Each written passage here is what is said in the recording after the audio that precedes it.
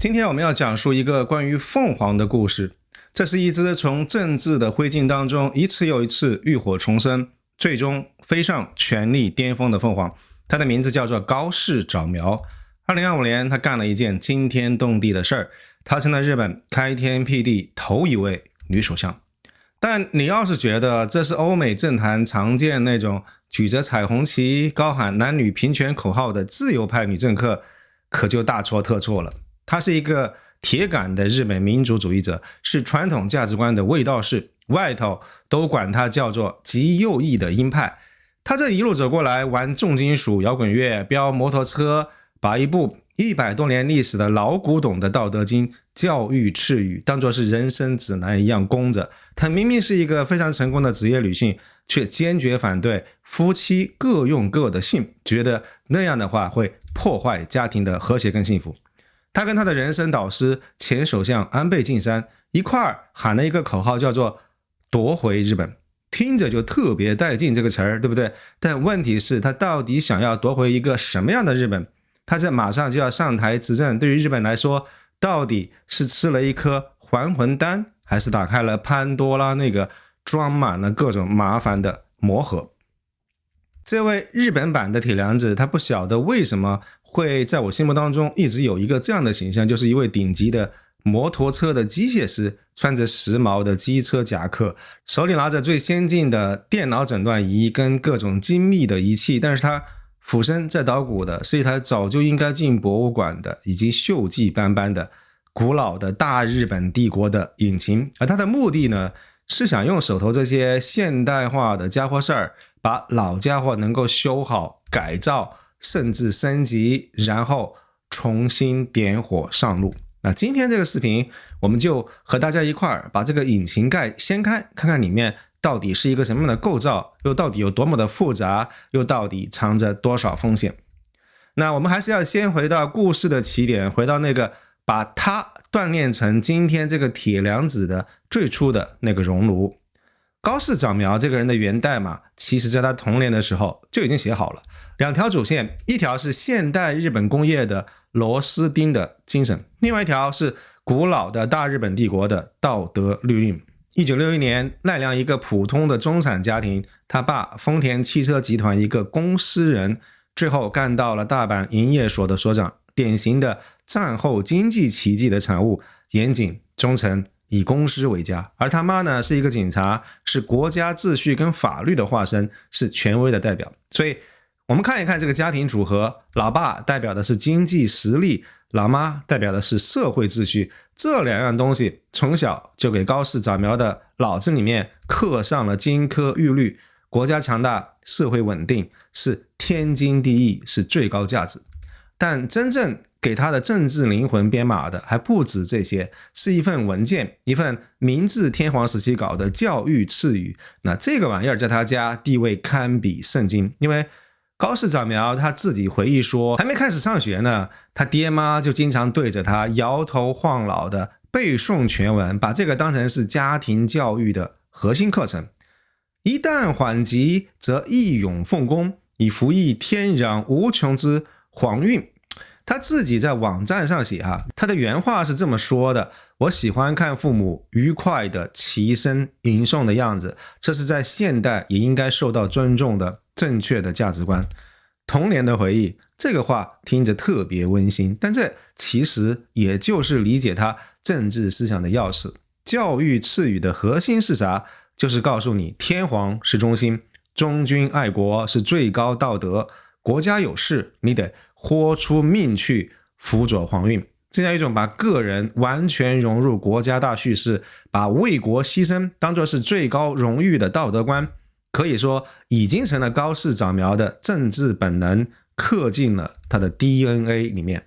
所以后来当日本社会争论这样一本教育敕语还能不能当作教材的时候，学界普遍认为它跟战后那些在西方社会比较流行的思潮，比如说主权在民、基本人权这些非常时髦的东西是完全冲突的。但是高市早苗觉得这个恰恰是日本丢掉的魂儿，必须夺回来。但有意思的是，在这么一个保守的家庭里面成长起来的高市早苗，他的青春期却有一点叛逆。他迷重金属音乐，是 X Japan 那个鼓手的死忠粉。他大学的时候也自己组乐队来打鼓，还酷爱飙摩托车，有一辆川崎 Z400。他也非常喜欢丰田的跑车，速度、力量、挑战，所有这些潮流的玩意儿，通通都跟传统日本女性的形象八竿子都打不着。但是这个也正说明他骨子里头有那么一股掌控欲，有挑战常规的冲动。但是他的叛逆其实是有边界的。高市早苗从来不寻求从外部彻底摧毁体制，而是渴望通过他自身的钢铁意志跟纪律，从内部去主宰并且重塑体制的节奏。这样一种有纪律的不服从风格，感觉上跟西装革履一本正经玩重金属摇滚是反过来的，将成为他整个政治生涯的一个标志性的特质。高中毕业的时候，高市早苗同时拿到了日本最顶尖私立大学庆应跟早稻田的录取，挺牛的。结果他爸妈说了，女孩子不能一个人在外生活，我们不能够给私立大学掏学费。所以看到没，非常典型的重男轻女。但是高市早苗他并没有选择撕破脸，他妥协了，上了离家比较近的国立神户大学。这样一个经历给他上了一课，让他明白了没有实力以前是掰不动根深蒂固的权力结构的，你得在规则里头找到那个能够最让你有机会往上爬的缝，钻过去。他的叛逆，重金属的喧嚣也好，摩托车的轰鸣也罢，目的不是要掀桌子，而是在桌子底下先把自己的地盘扩到最大。他不是一个理想主义的革命派，他是一个带着镣铐却一门心思要冲向权力顶峰的现实派的斗士。童年给了高市早苗保守的内核，而青年时代2次关键的历练给他装上了实现野心的操作系统跟武器库。大学毕业的时候，他做了一个关键的决定，进入松下正金塾。这个地方号称是日本的政治家的摇篮。为什么要去呢？因为一次谈话，一个预言。当时24岁的高市早苗，他有机会亲耳聆听经营之神松下幸之助跟他说，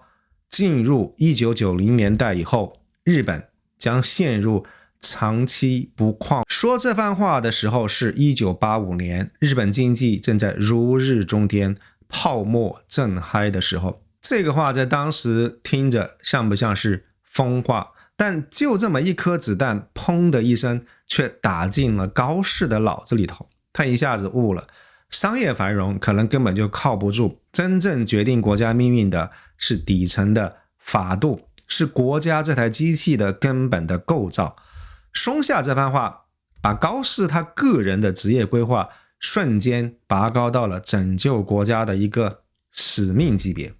带着这样一种使命，1987年，松下正金塾资助他去了美国，在科罗拉多州民主党女议员施罗德的办公室当国会研究员。这个事儿充满了历史的讽刺感，因为施罗德他是一个自由派的女权主义者，他以尖锐的批评日本的贸易政策跟性别不平等而出名，让一个未来的日本极右翼硬核民主主义者在一个自由主义的女权者手下干活，这个画面太美，不敢想象。那高市早苗在这儿学的是什么呢？是玩弄权力的技术，立法程序应该怎么样走了，游说集团怎么样玩呢？议员们应该怎么样通过交易来妥协，来推进他想要做成的事情。那这样一段华盛顿的经历至关重要，因为他给了我们这样一位机械师提供了一整套最现代化也最精密的工具。他对于自由主义这一套完全不感冒，他也不是去欣赏美国政治这辆跑车到底有多精密多漂亮，他是去学怎么样造工具用工具，将来好回去日本去拆解去重装去改造他心目中那样一台古老帝国的旧引擎的。1989年回到日本以后，高市早苗利用在美国学到的政治分析的那么一套东西，短暂的干过电视主播跟时事评论员的角色。这样一段经历太关键了，因为让他在进入政坛以前就有了全国的知名度，而更重要的是，这段经历让他学会了怎么样包装自己，怎么样把复杂的政策变成响亮的口号，怎么样在镜头面前自如的讲话。这个是高市早苗从政策研究者转型成为大众政治家的关键一步。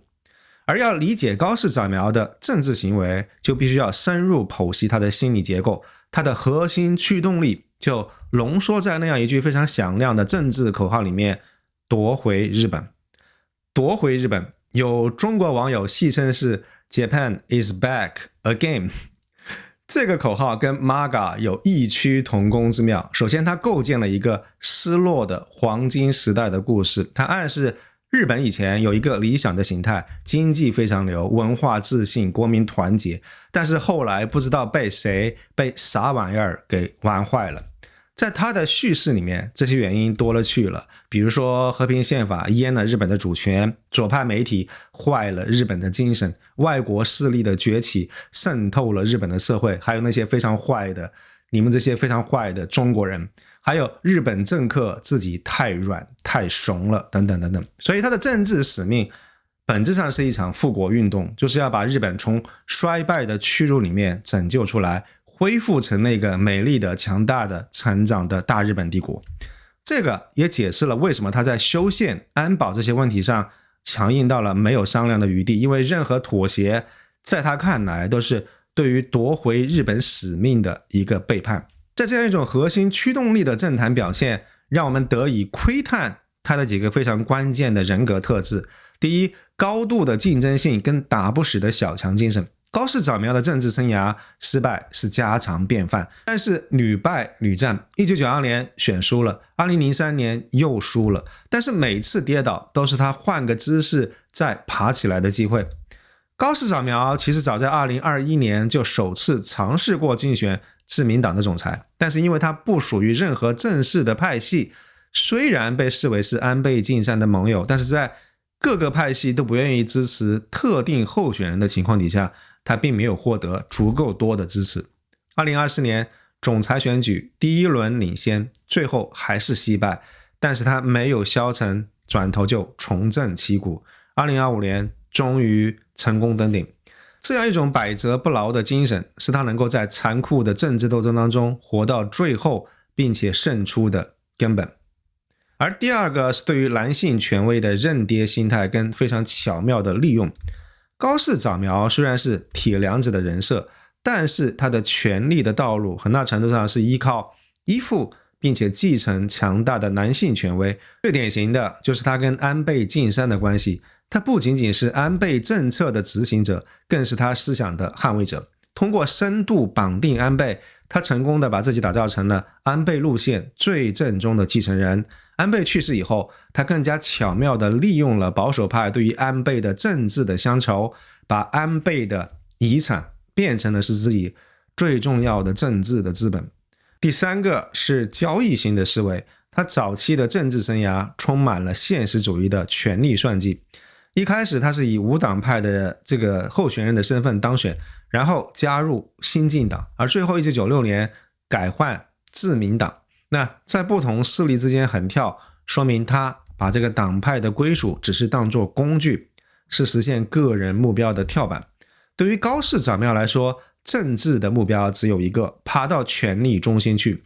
在野党那个梯子太小，能够爬多高呢？只有自民党这个大电梯才能够让他有机会登顶。这是一个非常冷酷但是也深思熟虑的一个算计。这样一种交易的思维跟权力的意志，成为他余下职业生涯的关键指导性的原则，在他跟党内大佬麻生太郎结盟的时候表现得淋漓尽致。两个人的经济政策其实是有分歧的，但是在2025年总裁选举决胜的时刻，为了阻止小泉进次郎这个共同的敌人，他们俩迅速抱团。在他的政治逻辑里面，意识形态的契合是虚的，拿到权力坐稳宝座才是实的。而第四个就是我们跟他们这样一种二分法。高市早苗的演讲煽动性很强，核心技巧就是画圈子。我们是正直的、爱国的、勤劳的、普通的纯正日本人，他们是身份模糊的、动机可疑的外国人，是那个在东亚的非常强大的敌人，是那个有不纯动机的外国人，是那些批评政府的左派媒体。他甚至在没有任何实锤证据的情况底下就说赖良的路是被外国人踢坏的。他还说反对国葬的社交媒体发帖80%来自于邻近的大陆。他甚至说要把所有申请政治避难的中国人都遣返回去。那这样一种策略，通过制造外部威胁跟内部的敌人，有效地激发了民众的恐惧跟排外的情绪，从而巩固了他自己国家守护者的人设。政治家的真面目是在大事儿的这个烈火里面练出来的。2023年选举落败是高市早苗政治生涯最低谷的时期，但是也是塑造他最狠的荣辱。从一个政治新星一下子掉到没有一席的浪人，也就是无党派的在野政客。但这样一段时间反而成了他思想跟策略的重塑期。他去近畿大学经济系当了教授，主讲产业政策。那这样一段学术的经历逼着他把自己的政治理念系统化、理论化。他当时给媒体写的专栏已经透出后来那样一种非常强硬的历史修正主义的观点。但是更重要的是，这样一次失败也让他明白了，光靠自己单打独斗，在派阀林立的自民党里头根本混不开，他必须要找一个更粗的大腿来抱。而另外一个关键的事件是在2016年，当时他是总务大臣，在国会放了一颗炸弹。他说，如果电视台反复播放政治不公的节目，政府完全可以根据电波法命令他停播，也就是掐掉广播信号。这个话在新闻界看来就是对于报道自由跟新闻自由的赤裸裸的威胁。这个不是简单的说错话而已，这是他国家观的一个集中体现。在高市看来，广播电视用的是公共的电波资源，所以你就有义务来服务国家的整体利益。那啥叫政治公平呢？最终的解释权是在政府手里头的。那所以这件事情暴露了他的根本的价值观，就是国家权力高于媒体的监督权，言论自由必须要服从他定义的国家利益。而最能够展现他斗争风格的是2023年总务省捏造文书风波。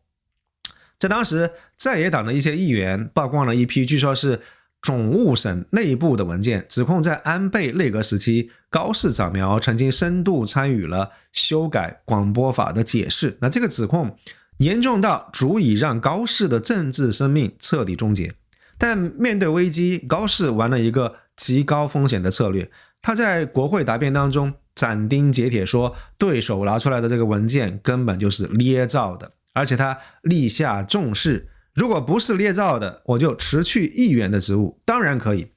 这是一个精心计算的政治豪赌。他把焦点从文件内容的真假巧妙地转移到了文件本身是不是伪造的，把举证的皮球踢给了对手。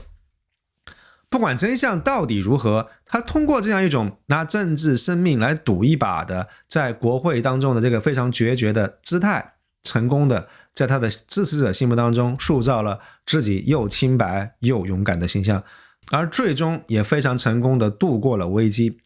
这件事情非常完美的展示了他的斗争风格，就是高风险，但是也有可能高回报。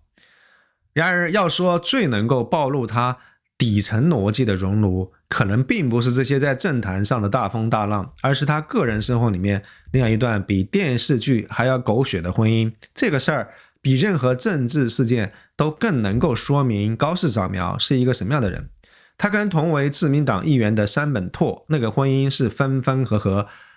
简直就是一出政治言情的大戏。2003年42岁的高市早苗在选举当中意外落败，处于人生的低谷，而山本拓那次是选赢了。那出于同僚的情谊，高市早苗决定把自己快要失业的国会助理跟所有的办公室的设备都送给山本。就在两个人商量交接的时候，山本拓突然跟他求婚，说了一句没头没脑，但是后来却被媒体反复嚼烂的一句名言：高市小姐，请也让我一起接收吧。高市早苗后来说，当时两个人根本就不熟，对方还离过婚，带着3个小孩，但是打动他的是山本的承诺，我有厨师执照，会让你一辈子吃好吃的东西。他的母亲也鼓励他，你岁数也不小了，如果是个能管饭的，能照顾好理营养的人，也算不错吧。所以就这样2004年两个人结婚了。但是到了2017年的时候，他们因为彼此政治立场差异过大而协议离婚。对于高市早苗来说，意识形态上的契合甚至比最亲密的私人关系还要重要。所以大家找另外一半千万要记住，三观不合是非常要命的，政治理念不合比性格不合甚至可能还更严重，可以直接拆散一个家庭。结果故事在2021年又迎来了转机，当时高市早苗首次参选自民党的总裁，而已经退出政坛的山本拓成了他最热情的支持者，又跑出来给他摇旗呐喊。那一来二去，两个人又好上了。同年年底的时候，山本拓再次求婚。这个时候高市非常犹豫，为此他还专门征求了3位政坛好友的意见，其中2位都表示反对，说这样的话会影响你的政治前途。但是问到第3个朋友，导师安倍晋三当时说了一句非常关键的话，我觉得不错啊，山本他愿意改姓高市，说明他真的很在乎你。所以最终两个人顺利复婚，山本拓也正式改名叫做高市拓。所以你看，只要感情足够好，三观不合好像也没有那么要命了，是不是？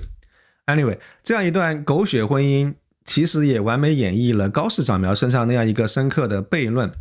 他是全日本最坚决反对选择性夫妇别姓制度的政客，他觉得女人结婚就必须要随夫姓，不然就是破坏传统家庭。但是为了保住高市早苗这个已经打响的政治品牌，她却让自己的老公改随了她的姓。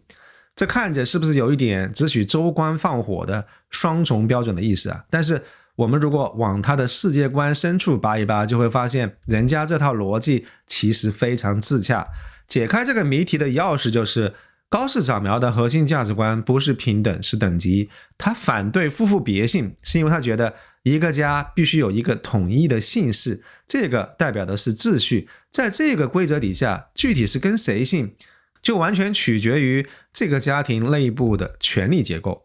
2004年他投婚的时候，他是在野的议员，没有什么权势，自然要随夫姓。到了2021年，他是瞄准首相宝座的政治领袖，老公是已经隐退的元老，这个时候权力关系彻底颠倒，所以在他看来，她的老公改姓高市不仅不矛盾，反而非常完美的维护了他信奉的等级秩序。这看着是现代女性的胜利，但是骨子里头却是最彻底的传统的家父长制。只不过这次是他高市早苗自己当了那个家父长，这样一种公司之间的巨大的反差，其实揭示了他独特的行事的逻辑，也就是规则是给大众定的，而精英个体，尤其是身负国家使命的自己，可以为了更崇高的政治目标灵活处理个人那点事儿。所以他的婚姻其实都服务于一个最终的目的，就是最大限度的减少个人生活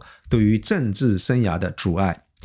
高市早苗的政治生涯跟权力之路跟一个名字是捆绑的非常紧密，就是前首相安倍晋三。安倍既是他政治上的教父，更是他在冲刺首相宝座的最后关头非常重要的神主牌，给了他最关键的政治资本。他们两个人的关系超越了普通的政治盟友，更像是在政治上的父女。安倍最终选定他当继承人，根本原因在于高市是他所有的门生里头最忠诚、最纯粹、最不妥协的那个。因为安倍他自己当首相，现实当中他不得不做各种妥协，而高市不用，他能够把安倍那套保守主义的思想用更加激进、更加原教旨主义的方式喊出来，他成了安倍心目当中最理想的那个镜像。安倍2021年全力支持他竞选自民党总裁，就是看中了他的这样一种纯粹性，觉得只有他能够毫不保留地继承自己未尽的事业，尤其是修宪。在政策上，高市的确是全盘接收了安倍的核心议程，还搞了一个高式版的激进的升级。他管自己的经济方针叫做早苗经济学，明说他的基本路线就是新安倍经济学。他继承了安倍经济学里头的这个金融宽松啊、财政刺激那样一套做法，但是加了更加隆重的国家主义的色彩。他提到了危机管理投资跟经济安全的保障，主张国家主导对半导体、国防这些战略的产业砸大钱去投资。那这本质上是把经济政策变成了是服务于国家安全跟地缘政治对抗的工具，在修宪跟安保这些事情上面，它更是安倍思想的扩音器。2022年安倍遇刺身亡，对于他、对于这个社会、对于日本这个国家是一个悲剧，但是对于高市早苗来说，这个事儿却也巩固了他的政治地位。因为安倍死了之后，他的政治遗产在自民党保守派内被神化了。对于安倍的忠诚成了检验你到底是不是自己人的试金石。而高市早苗呢，作为安倍生前指定的这个继承人，自然成了这样一股巨大的政治情感的凝聚点。而最终为他赢得总裁选举，安倍的遗产也就成了他最得力的助选员。但话又说回来，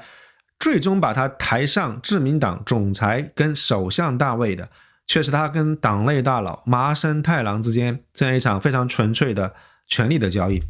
2025年自民党总裁选举进入决选，最终是由高市早苗与小泉进次郎进行对决。这个时候，手里捏着43张议员票的麻生派领袖麻生太郎成了能够决定谁能够当首相的 Kingmaker。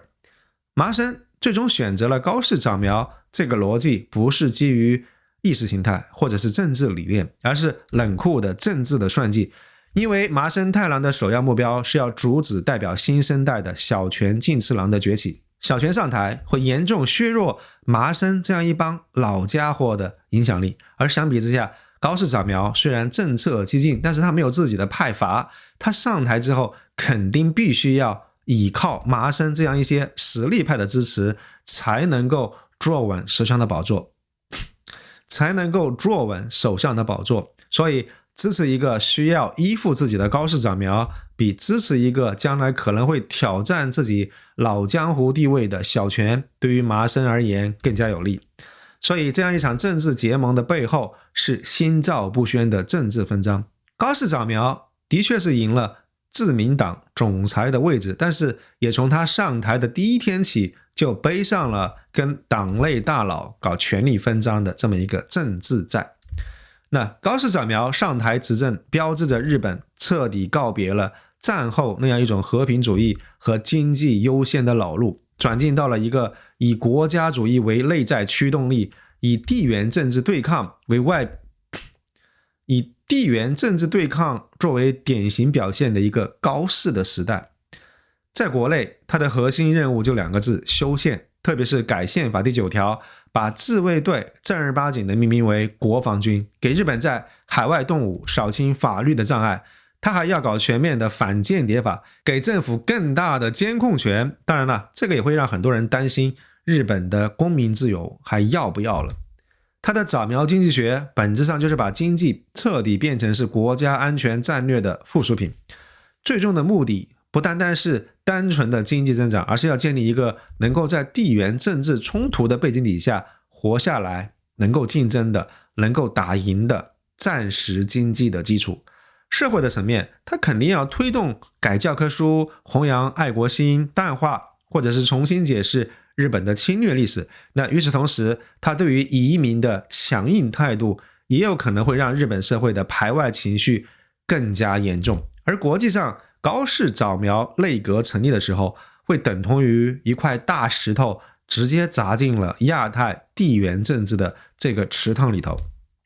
对于美国来说，高市早苗手下的日本是一个能力更强、决心更加坚定的盟友，他会积极的推动日美军事一体化，会分担更多的防务责任，但他也会是一个更麻烦的伙伴，因为他那样一套日本优先的思想，也有可能会在贸易问题上跟美国呛起来，而且他非常强烈的自主防卫的意识，从长远来看，也有可能会让日本想要慢慢摆脱美国的掌控。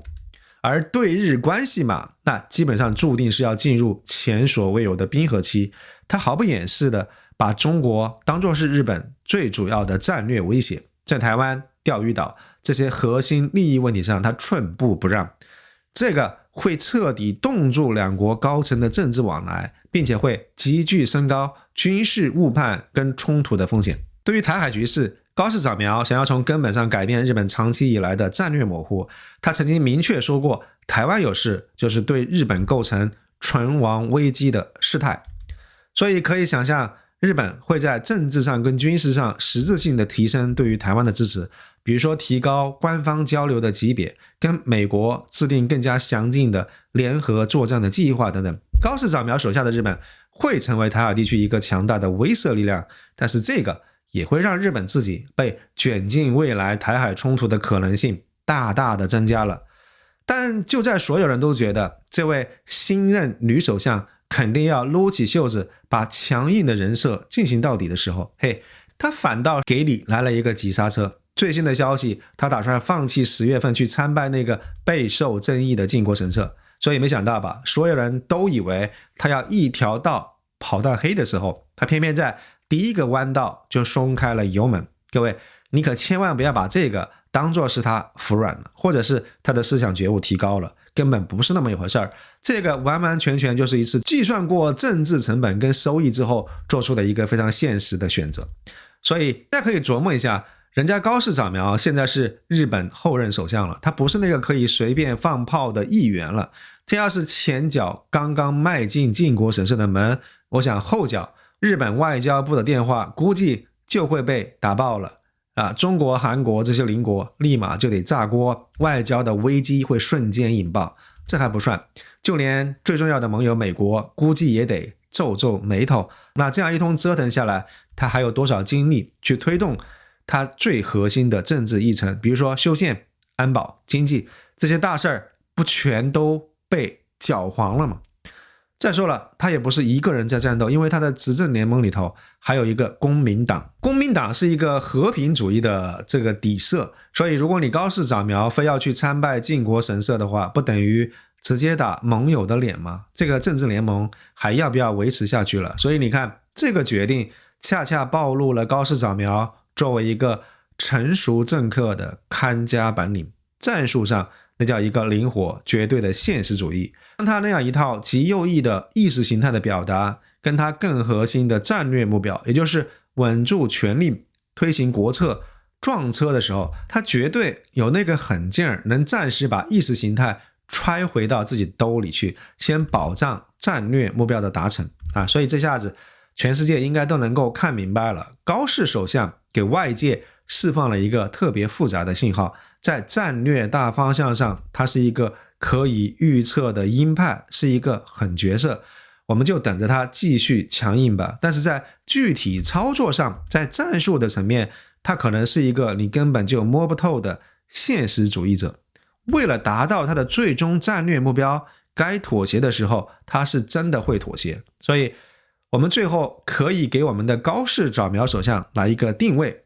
虽然现在还没有上台执政从大的层面上来看，他的崛起不是偶然，他是踩着21世纪以来的全球民主主义、保守主义回潮这样一股东风起来的。对于全球化的怀疑，对于国家主权的再强调，对于外部威胁的警惕，都给他的主张提供了土壤。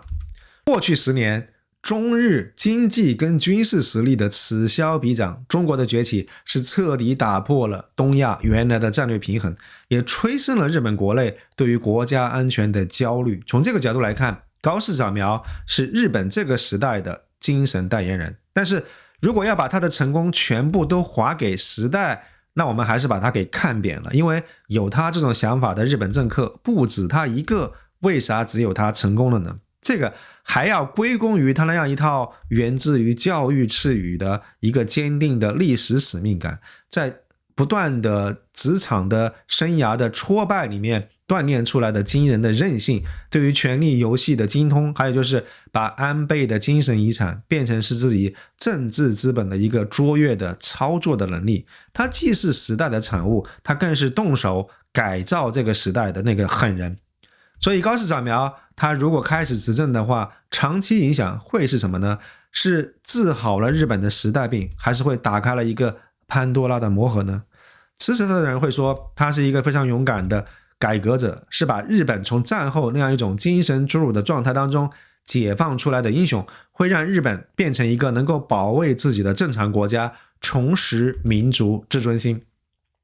而反对他的人则会说，他的强硬外交会让日本跟邻居的关系恶化，把东亚拖进军备竞赛的一个高风险地带。他对内压制媒体和新闻自由，轻视了日本的民主根基。他夺回的不是一个自信的日本，而是一个孤立的好斗的内心，还充满了各种不安全感的日本。但是不管怎么样都好，高市早苗他已经彻底改变了日本政治的坐标，他给日本设定了一条更加自主的、更强硬的，但是也毫无疑问更加危险的航线。这位机械师他已经亲手搬动了开关，启动了那样一台经过他极限改装过的古老的引擎。但是这样一台机器究竟会带着日本冲上复兴的快车道，还是会一头撞向失控的悬崖呢？没有人会知道。高市早苗他到底是日本的拯救者，还是一个更大悲剧的开端？这个答案只有未来才能告诉我们。我是艾生，如果喜欢这个视频的话，请记得点赞分享，并且订阅我的频道，加入我们的会员，祝你有心情愉悦的一天，谢谢。